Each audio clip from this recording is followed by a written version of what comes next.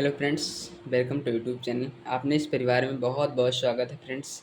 हमारे भाई के कुछ कमेंट्स थे, भैया आप पुराने वाले अंदाज में यार वीडियो नहीं बनाते हो। तो देखिए दोस्त, थोड़ी सी प्रॉब्लम्स होती हैं और आप लोगों का भी सपोर्ट उतना अच्छा नहीं मिल पाता है। तो इसलिए थोड़ी प्रॉब्लम व्यूज़ भी उतने, तो आप लोग भी शेयर करिए अच्छे से।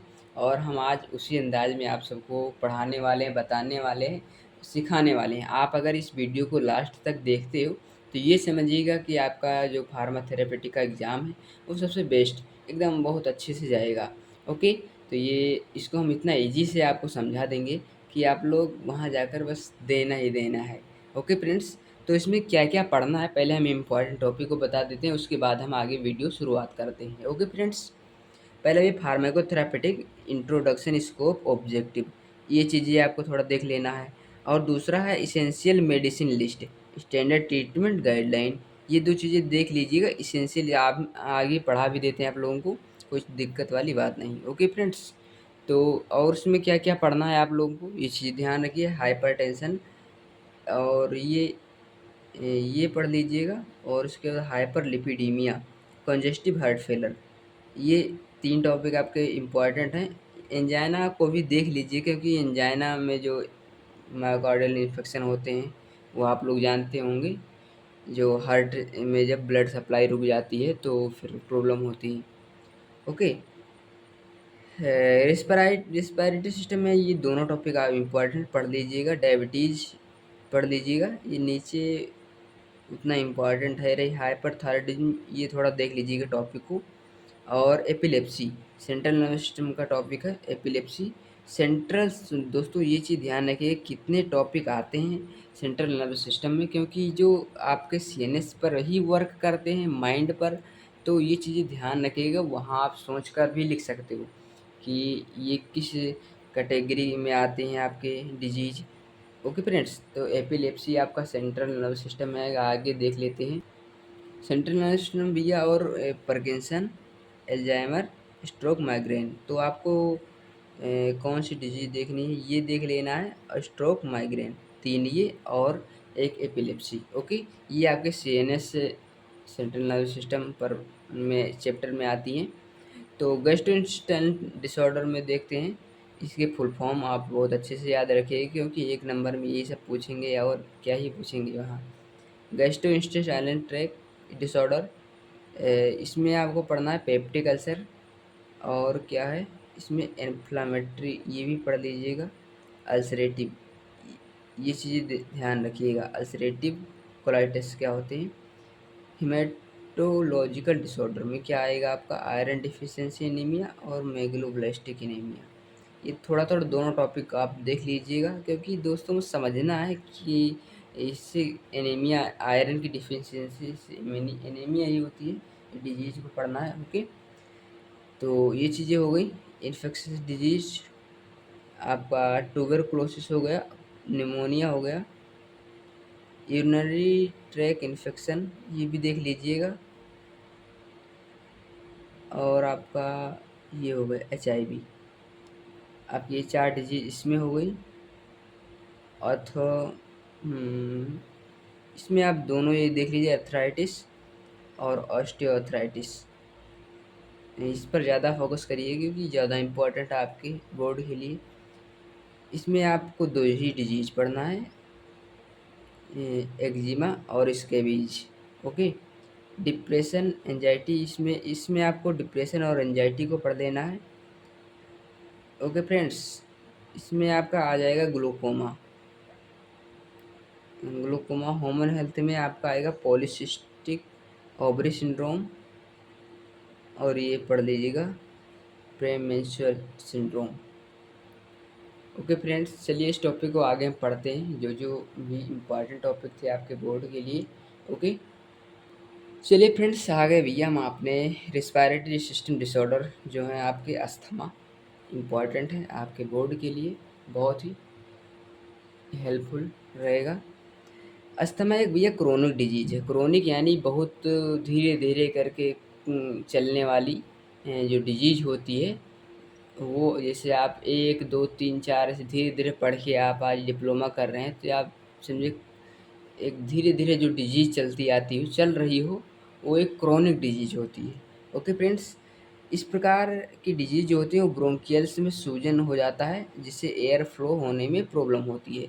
एयर फ्लो यानी जो आपकी ब्रोंकियल्स होती हैं उनमें सूजन आ जाती है, क्योंकि जाके ब्रोंकियल्स में चेंज होती हैं एलोलाई में जो आपकी गैस एक्सचेंज होती है, तो जो वो एयरवे होती हैं, आने जाने का रास्ता होता है, उसमें सूजन हो जाती है, तो जिससे एयर फ्लो होने में प्रॉब्लम होती है। तो क्या हो जाता है भैया, अस्थमा हो जाता है। टाइप ऑफ अस्थमा बहुत सस्ता, बहुत समझो कि एकदम इजी है। Atopic asthma, non atopic asthma, और तीसरा है drug induced asthma. Atopic asthma का होता है भैया कि जैसे इसमें एलर्जी की वजह से, धूल मिट्टी की वजह से थोड़ा हो जाता है, और इम्यून सिस्टम वर्क नहीं करता, समझो नहीं कर पाता उतना अच्छे से।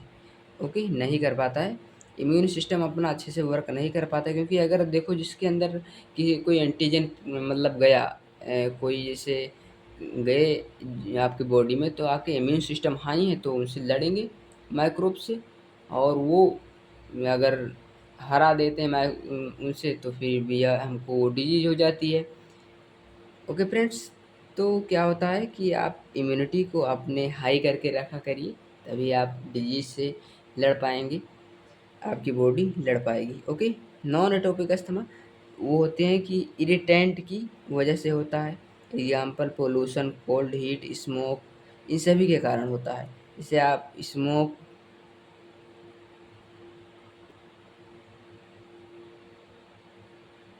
ओके फ्रेंड्स, तो ये चीज़ें होती हैं drug, non atopic asthma, pollution. Drug induced asthma यानी ड्रग को इंड्यूस्ड करने से जो अस्थमा होता है, ड्रग इंड्यूस्ड अस्थमा होता है। ड्रग को इंड्यूस्ड अस्थमा मेडिसिन खाने की वजह से भैया, कुछ मेडिसिन होती हैं जो खाने से क्या होता है, हो जाता है, लेकिन बहुत कम चांस होते हैं इसके होने की, क्योंकि इस अस्थमा को। ओके, इटियोलॉजी क्या है, एलर्जेन की वजह से हो जाता है, इरिटेंट स्मोक की वजह से होता है, ड्रग एस्पिरिन की वजह से होता है। ओके फ्रेंड्स, चलिए फ्रेंड्स, पैथोजेनेसिस को समझ लेते हैं। पहले हमारी बॉडी में एलर्जेन एंटर करेंगे, उसके बाद इम्यून सिस्टम रिकॉग्नाइज करता है।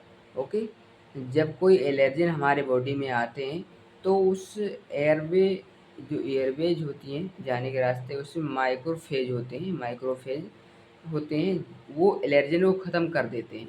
ओके भैया, पहले तो ये जब जाते हैं एलर्जन आपके बॉडी में इंटर करेंगे, तो वो माइक्रोफेज से लड़ते हैं कि भैया, अगर माइक्रोफेज ज़्यादा संख्या में होते हैं, लेकिन कभी कभी माइक्रोफेज होते हैं वो ख़त्म नहीं कर पाते। जो कभी कभी माइक्रोफेज होते हैं वो एलर्जन को नहीं ख़त्म कर पाते, जिससे एलर्जन आगे बढ़ जाए, एंटीजन बन जाते हैं, जिससे वो आगे जाकर एंटीजन बन जाते हैं। एंटीजन हमारे इम्यून सिस्टम चेक करते हैं, जिससे क्या होता है कि ये टी हेल्पर सेल बनने लग जाता है, और प्लाज्मा सेल एंटीबॉडी बनाते हैं, जो मास्ट सेल के ऊपर जाकर बैठ जाते हैं। उसके बाद ये हिस्टामिन रिलीज करता है और प्रोस्टाग्लैंडिन रिलीज करता है। ओके फ्रेंड्स, ये चीज़ें याद रखिएगा, ये क्या रिलीज करते हैं। उसके बाद ये हिस्टामिन रिलीज करता है और प्रोस्टाग्लैंडिन रिलीज करता है। ओके फ्रेंड्स,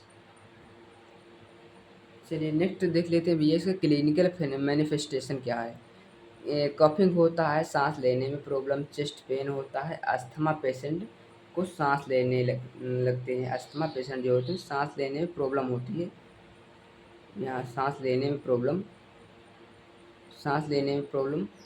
दोस्तों, क्लिनिकल मैनिफेस्टेशन, इसमें क्या होता है कि कुछ हमारे दोस्त होंगे वो भटक जाते होंगे, क्लिनिकल मैनिफेस्टेशन में क्या लिखना है, फार्माकोलॉजिकल इन सब में क्या लिखना है। तो क्लिनिकल जो मैनिफेस्टेशन यानी कैसे वह सही होता है, यानी उसके क्या क्या प्रॉब्लम्स होती हैं, उसके मैनिफेस्ट यानी उस मनुष्य के पूरे फेस में समझो क्या प्रॉब्लम दिखती है, क्या प्रॉब्लम्स, इसको आप लोग ऐसे ही देखिएगा। क्लिनिकल मैनिफेस्टेशन, मैनी यानी मैं, और मेरे फेस में टेंशन समझो क्या क्या प्रॉब्लम्स होती हैं।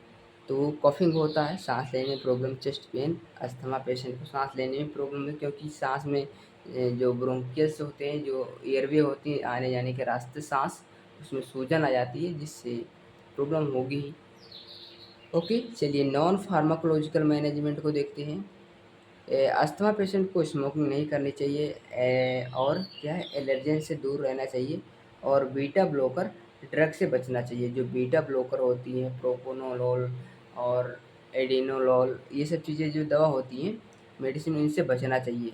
नॉन फार्माकोलॉजिकल मैनेजमेंट का भैया ये होता है कि मतलब आप सुझाव क्या क्या चीज़ें आप नहीं उपयोग कर सकते हो जिससे प्रॉब्लम थोड़ा कम हो सकती है। ओके, जैसे स्मोकिंग करोगे आपके सांस धुएँ जाएंगे अंदर, प्रभावित करेंगे लंग्स को। ओके, फार्माकोलॉजिकल मैनेजमेंट में देख लेते हैं। Long term asthma medication, inhaled corticosteroid जो है, फ्लूटोकोनासोन और ब्यूडोसोनाइड। इस ड्रग को सूंघने से क्या होता है कि सूजन कम हो जाती है, जिससे प्रॉब्लम कम होती है। और थियोफिलिन, इसको डेली यूज किया जाता है। थियोफिलिन को आप लोग मेडिसिन को याद रखिएगा, इम्पोर्टेंट एक दो याद रख लीजिएगा। फ्लूटोकोना फ्लूटिकासोन है, और आप ये याद रख लीजिएगा, दूसरी है थियोफिलिन। थियोफिलिन जिसको आपको डेली यूज करना होता है। एलर्जी मेडिकेशन क्या है, ओमालिजुमाब इंजेक्शन होता है, अस्थमा की बड़ी प्रॉब्लम में इसका यूज करते हैं, ओमालिजुमाब इंजेक्शन।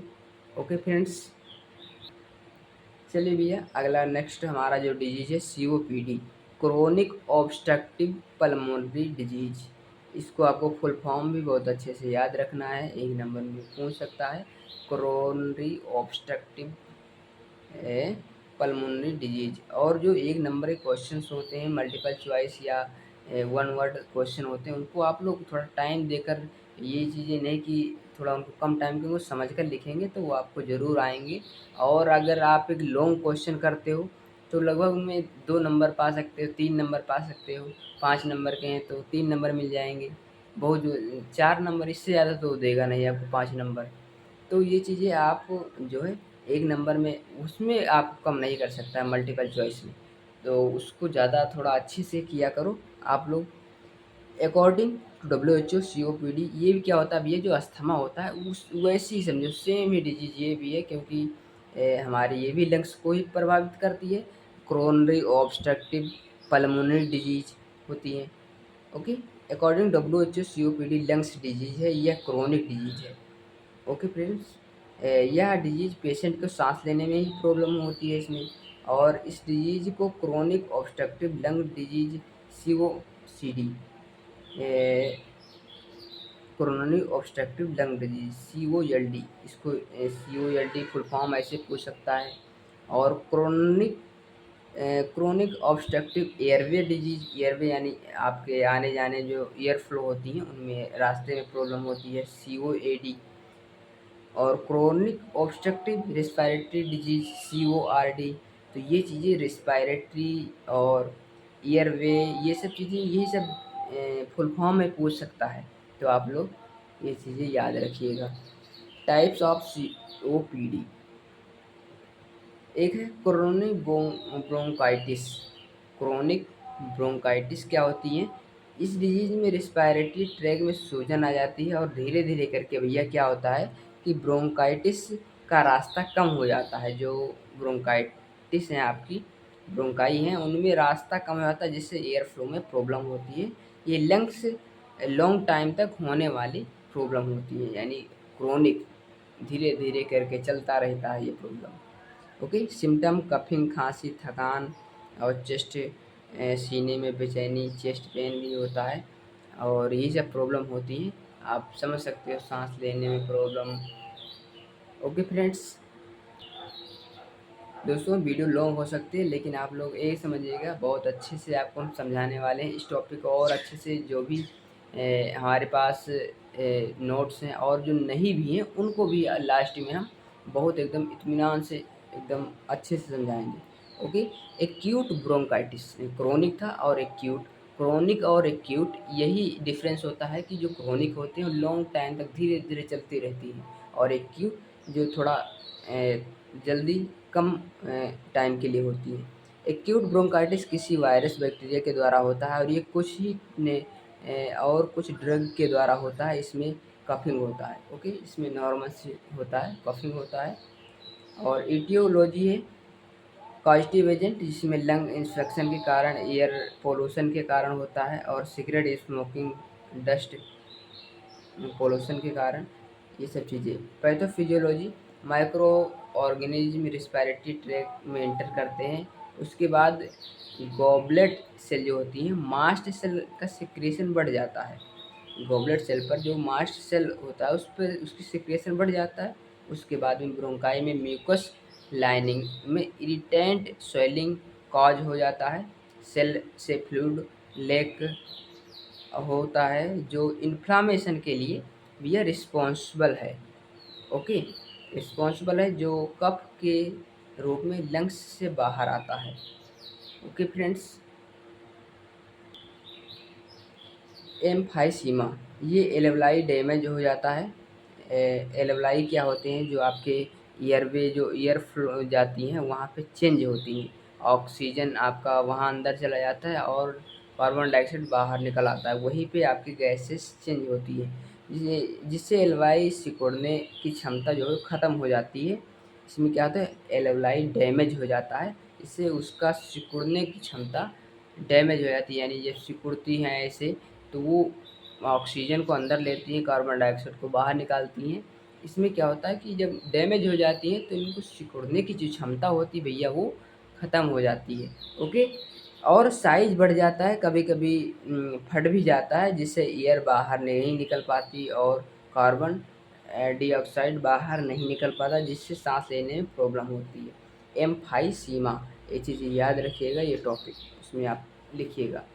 COPD ईटियोलॉजी में और आएगा आपका air pollution, smoking, age, clinical manifestation में क्रोनिक कफ हो, pain in chest, wheezing, shortness of breathe.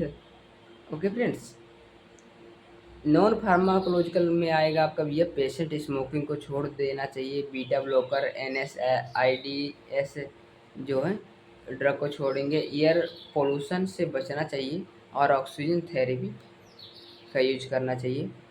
Pharmacological management, inhaled corticosteroid, जिसमें हाँ फ्लूटोटिकासोन, और ये ब्रोंकाई को डायलेट कर देती है, इसको थियोफिलिन, ये आपकी वही दो ड्रग इसमें भी यूज होंगी। Okay friends, central nervous system जो डिसऑर्डर है उसमें आएगा एपिलेप्सी भैया। एपिलेप्सी वर्ड ग्रीक वर्ड है जो एपिलेप्सिया से डिराइव किया गया है। एपिलेप्सी में अचानक से ब्रेन में इलेक्ट्रिक डिस्चार्ज हो जाता है, जिससे एबनॉर्मल करंट जनरेट होने लगता है और फिर बॉडी में सेंसेशन समाप्त हो जाता है, बिहेवियर चेंज हो जाता है, जिसके एपिलेप्सी कहा जाता है। ओके, सेंसेशन ख़त्म हो जाता है। ओके फ्रेंड्स, एक सेकेंड, चलिए दूसरा आता है हमारा सीजर, दौरा, जिससे इलेक्ट्रिक डिस्चार्ज हो जाता है, जिसके कारण क्या होता है भैया, कॉन्शियसनेस लॉस हो जाता है और न्यूरॉन्स की हाइपर एक्टिविटी के कारण होने लगता है। सीजर 2 से 5 मिनट में ठीक हो जाता है। ओके फ्रेंड्स, इसके कारण हेडेक, कन्फ्यूजन, फैटिग हो जाता है। Types of epilepsy, epilepsy classified into two main types, जो है partial seizure, clinical local seizure जिसे कहा जाता है। पार्शियल सीजर पूरे ब्रेन में नहीं होता है, या सीजर ब्रेन के लोकल एरिया में होता है, यानी एक ही एरिया में होता है ब्रेन के। ओके फ्रेंड्स, नेक्स्ट जो होता है जनरलाइज सीजर, ये सीजर पूरे ब्रेन में आते हैं। ओके, ईटियोलॉजी क्या है भैया, हेड ट्रोमा, किसी कारण से जो होता है एक्सीडेंट होने के कारण ब्रेन में इंजरी हो जाने पर ये होता है। ब्रेन कंडीशन, ब्रेन कंडीशन खराब होने से किसी प्रकार से ट्यूमर होने पर। इन्फेक्शन डिजीज क्या होता है, infection disease such as main AIDS. Okay, AIDS जो होती है इन्फेक्शन डिजीज है। इसका पैथोफिजियोलॉजी को हम देखते हैं भैया कि ये न्यूरॉन्स के हाइपर एक्साइटेबिलिटी हो जाती है, जिसके कारण क्या होता है कि पार्शियल जो होते हैं वो depolarization, high voltage electrical discharge होना शुरू हो जाता है। और उसके बाद में क्या होता है, डिपोलराइजेशन के कारण भी क्या होता है, न्यूरोट्रांसमीटर स्टिमुलेट हो जाते हैं, और जिसके कारण एंसिटेटरी एंड इनहिबिटरी न्यूरोट्रांसमीटर इनबैलेंस हो जाएंगे, जिसके कारण क्या होता है, इलेक्ट्रिकल डिस्चार्ज बढ़ जाता है और एपिलेप्सी हो जाती है।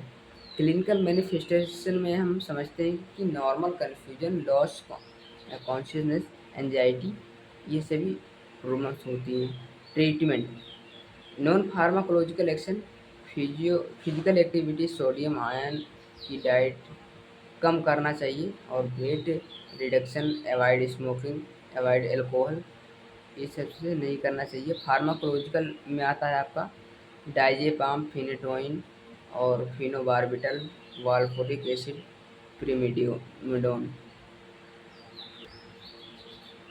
चलिए स्ट्रोक को समझते हैं।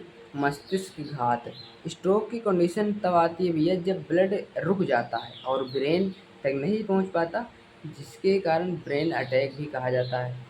ये ब्रेन को ऑक्सीजन और न्यूट्रिएंट्स नहीं मिल पाता तो सेल डेथ हो जाती है। जैसे भैया क्या होता है कि ब्लड हमारे ऑक्सीजन, न्यूट्रिएंट्स सभी पहुंचाते हैं हमारी बॉडी में, ओके। तो क्या होता है कि ये ब्रेन तक ये पहुंच ही नहीं पाएंगे तुम्हारे मैसेज को लेकर, और तो क्या होता है, ऑक्सीजन न्यूट्रिएंट नहीं मिल पाता, जिससे क्या होता है, सेल डेथ हो जाती है और स्ट्रोक मस्तिष्क घात होता है, okay. Types of stroke, ischemic stroke और hemorrhagic stroke, transient ischemic attack, TIAS। इसमें इस्केमिक स्ट्रोक क्या होता है, इस टाइप का स्ट्रोक जब आता है भैया जब आर्टरी ब्लॉक हो जाती है, जिसके द्वारा ब्रेन में ब्लड नहीं पहुंच पाता। और haemorrhagic stroke,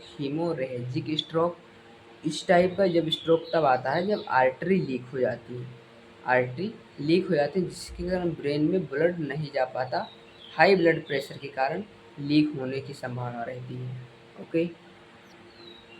transient ischaemic stroke attack जो है, इसमें क्या होता है कि मिनी स्ट्रोक के नाम से जाना जाता है इसे, और इसमें ब्लड फ्लो होता है, तो होता तो है, लेकिन ये क्या होता है कि बट बहुत कम मात्रा में होता है ब्लड फ्लो, इसलिए ये प्रॉब्लम हो जाती है।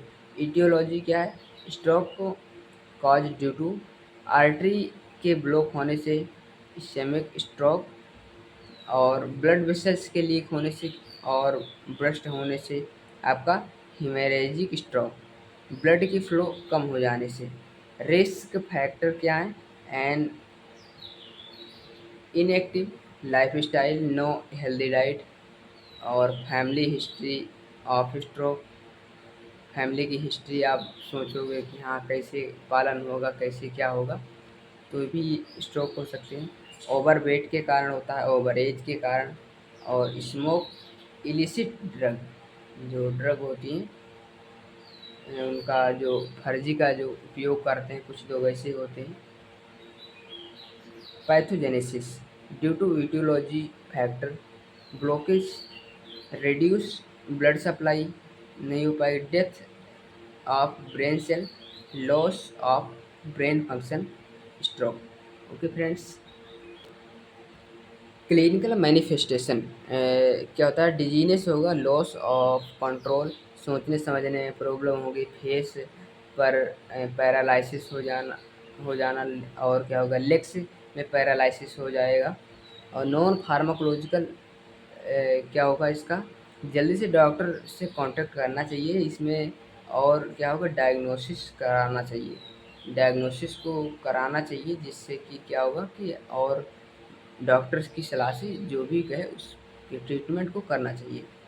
Pharmacological management, emergency treatment with medication, alteplase injection और एंटीकोगुलेंट्स ड्रग, जैसे heparin, surgical procedure, okay friends. चलिए भैया आगे इस स्कैवेज डिजीज़ को देख लेते हैं, इसको आपको पढ़ना है, बहुत इम्पोर्टेंट डिजीज़ है। तो डिफिनेशन क्या है इसका जो स्केबीज एक ट्रांसमिटेड डिजीज है। स्केबीज जो होती है वो ये ट्रांसमिटेड डिजीज है। और ये सैक्रोप्स स्कीबियाई वार हार्मोनिस, सैक्रोप्स स्कीबियाई वार हार्मोनिस, इसको आपको एकदम याद ही करना है। अगर ये नहीं लिखोगे तो आपका इसमें लिखने का कोई उद्देश्य ही नहीं है, क्योंकि इसी क्या होता है हार्मोन्स के कारण से डिजीज होती है। ओके फ्रेंड्स, तो ये अगर आप याद कर लोगे तो बहुत जगह काम आएंगी, एक नंबर में पूछ सकता है। और भी सैक्रोप्स स्कीबियाई वार हार्मोनिस। ओके फ्रेंड्स, क्या होता है ये जीवाणु जाकर स्किन के नीचे सुरंग बनाते हैं और रेड दाने निकल आते हैं। जैसे आप देखेंगे रेड रेड बड़े बड़े दाने होते हैं, ये प्रॉब्लम हो जाती है। इटियोलॉजी सैक्रोप्स स्कीबियाई वार हार्मोनिस, यही इसकी इटियोलॉजी है। ओके, पैथोजेनेसिस इसके सैक्रोप्स स्कीबियाई वार हार्मोनिस क्या होगा, ये जीवाणु आपकी बॉडी में एंटर करेगा और मूव टू स्किन, स्किन के अंदर जाएगा और एक सुरंग बनाता है। क्या होगा, टनल ब्रीथ स्किन बना, उसके बाद क्या हो जाए स्कैबीज डिजीज हो जाएगी। क्लिनिकल मैनिफेस्टेशन रेड दाने, इचिंग, खुजलाने से फैलता है। जैसे एक आपने खुजलाया वो अलग जाके वहीं लग गए, फिर क्या होगा उसके, फिर वो डिजीज हो जाती है इसके बीच। एक से दूसरे, दूसरे से चार, चार होंगे, ऐसे ऐसे बढ़ते चले जाएंगे। नॉन फार्माकोलॉजिकल में हमको पढ़ना है कि ये साफ सुथरा रहें और अफेक्टिव पर्सन से बचना चाहिए, जो अफेक्ट है उस डिजीज से उससे बचना चाहिए। ओके फ्रेंड्स, चलिए इनको हम देख लेते हैं। फार्माकोलॉजिकल मैनेजमेंट में इसकी क्या होता है, टॉपिकल क्रीम और पैरामेथ्रिन, कैलामाइन एंड लोशन को यूज करना। और एक्जिमा क्या होता है, एक्जिमा एक ग्रीक शब्द है, ग्रीक भाषा से लिया गया है, एक्जिन से लिया गया है। इस डिजीज में क्या होता है कि भैया जो स्किन होती है आपकी वो इरिटेशन होने लगता है, इसमें जलन होगा, खुजली, ये सब प्रॉब्लम क्या होता है एक्जिमा में। इसमें इन्फ्लामेशन होता है, इसीलिए हम इसे डर्मेटाइटिस भी बोलते हैं। ईटियोलॉजी इरिटेंट होगा, shampoo, soap, cigarette, allergen, dust, genetic factor, immunological disorder, ये सभी कारण होते हैं इनके। ओके फ्रेंड्स, पैथोजेनेसिस क्या भी है, एलर्जन और रिलीज ऑफ टी सेल, उसके बाद क्या होगा साइटोकाइंस रिलीज होंगी, इन्फ्लामेशन होगा, उसके बाद एक्जिमा, ईचिंग, स्किन एक्जिमा हो जाएगा। क्लिनिकल मैनिफेस्टेशन क्या है इसका ये समझ लेते हैं हम। स्किन में खुजली होगी, चकत्ते पड़ जाएंगे और स्किन में स्वेलिंग और परत पड़ जाएगी, जैसे उजड़ने लगती है स्किन आपकी। नॉन फार्माकोलॉजिकल में सफाई रखना चाहिए, एलर्जन से बचेगा वो पेशेंट, उसको बचना चाहिए। और क्या है कि कोलबेटासोल और मोमेटासोन, इन फार्माकोलॉजिकल मैनेजमेंट में हम इस ड्रग को यूज करेंगे। ओके फ्रेंड्स, माइग्रेन, माइग्रेन क्या होता है भैया, दौड़े जो पड़ जाते हैं आप सबके, वो आप सबके नहीं जो पेशेंट होते हैं।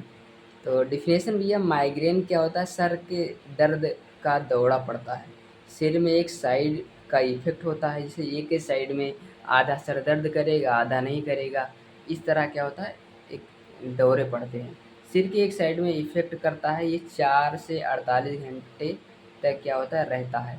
ईटियोलॉजी सेरोटोनिन बनने में प्रॉब्लम होती है, ब्रेन में फैमिली हिस्ट्री, जैसे फैमिली की समस्याएं समझकर सोचेंगे कि भैया कैसे क्या होगा, किसी के 5 लड़कियां हो गई, अब वो तो दहेज भी इस टाइम में बहुत ज़्यादा है, ये सब प्रॉब्लम इन्हीं कारणों से क्या होता है ये प्रॉब्लम होने लगती है।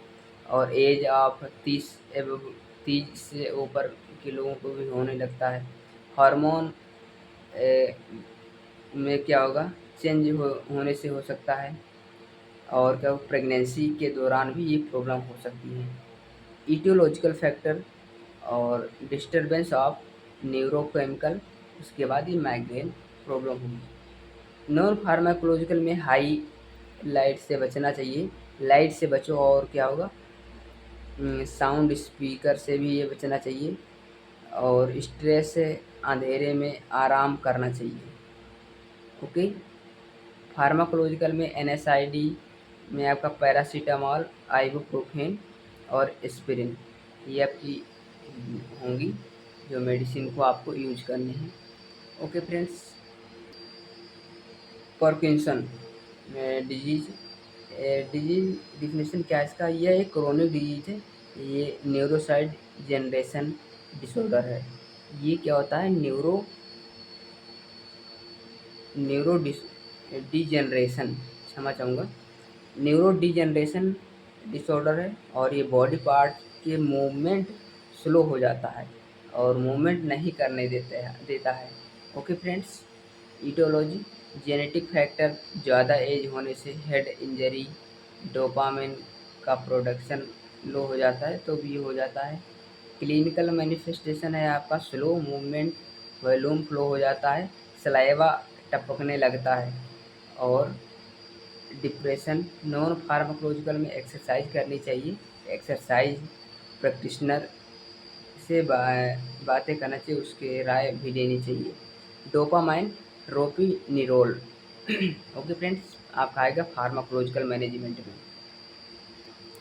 दोस्तों बहुत इंपॉर्टेंट टॉपिक है ये फार्माथेरेपेटिक का, जो इंट्रोडक्शन, डेफिनेशन, ये सभी स्कोप, और मैं इसको कैसे छोड़ सकता था, आप लोग समझ ही सकते हैं कि ये इतना इम्पोर्टेंट टॉपिक है। तो इस चैप्टर से ज़रूर कोई एक ना एक क्वेश्चन आना ही आना है, तो इसको पढ़िएगा आप लोग अच्छे से। फार्मा थेरेपेटिक होता क्या है भैया कि ये जो एक साइंस होती है, साइंस की वह ब्रांच है जिसमें हम क्या होता है कि ये डिजीज़ के सिम्टम, कॉजेज, ट्रीटमेंट और डिजीज़ के बारे में पढ़ते हैं, और उसको कैसे ट्रीट करना है, कैसे सही करना है, इसके बारे में स्टडी करते हैं।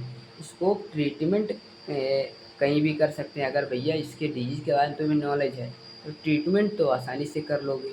और क्या होगा, डायग्नोस्टिक लेबोरेटरी में वर्क कर सकते हैं। अगर क्या होगा, सेल ब्लड कैसे स्टोर करना, ये सब चीज़ें आपको पता ही होंगी, और डिजीज़ से रिलेटेड नॉलेज भी हो जाएगा आपको। और क्या होगा, कम्युनिटी को हेल्थ एजुकेशन एजुकेट कर सकते हो गए, और आप लोग ऐसे बना के लिख सकते हो स्कोप इसके क्या होंगे। आप डिजीज़ के पता करोगे, अपने शरीर का भी सुरक्षा कर पाओगे, अपने घर परिवार की भी सुरक्षा कर पाओगे। ओके। ऑब्जेक्टिव, इसका उद्देश्य क्या है, तो ये चीज़ें आप बनाकर लिखिएगा। इसका उद्देश्य अच्छे से आप लोग समझ सकते हो कि इजी टॉपिक है इनको। Rational use of medicine, RUM, सही दवा सही पेशेंट और सस्ती होनी चाहिए, सही डोज होना चाहिए, राइट टाइम, और इसकी डिजीज़ के हिसाब से देना चाहिए, जिसे हम रेशनल यूज ऑफ मेडिसिन कहते हैं। ओके। फैक्टर, डोज, पेशेंट, ये सभी सही होना चाहिए। Okay friends. STG, standard treatment guideline, ये सब डेफिनेशन आपको एग्ज़ाम में हो सकता है कि फंसें। डेफिनेशन क्षमा चाहूँगा, जो 1 नंबर के क्वेश्चन है, जो STG, इनका फुल फॉर्म बहुत ज़्यादा कुछ तो ज़रूर आएंगे ही आएंगे, तो इन सब को ज़रूर देखिएगा आप। STG एक एप्लीकेशन होता है जिसमें क्या होता है भैया कि बहुत सारा डाटा स्टोर करके रखा जाता है, कि जो फार्मासिस्ट डॉक्टर के लिए हेल्पफुल होता है। STG में अच्छी ड्रग हो और प्राइस कम हो उसकी, और क्या होगा, एविडेंस बेस्ड मेडिसिन हो। Okay friends. तो आई होप ये टॉपिक आप समझ पाए होंगे। दोस्तों आपसे रिक्वेस्ट है कि आप अपने दोस्तों में वीडियो शेयर कर दिया करें। तो आई होप ये टॉपिक समझ गए होंगे और अच्छे से। कोई प्रॉब्लम या कोई इशू हो आप कमेंट करके बताइएगा। तो वीडियो देखने के लिए आपका दिल से शुक्रिया। Thank you so much.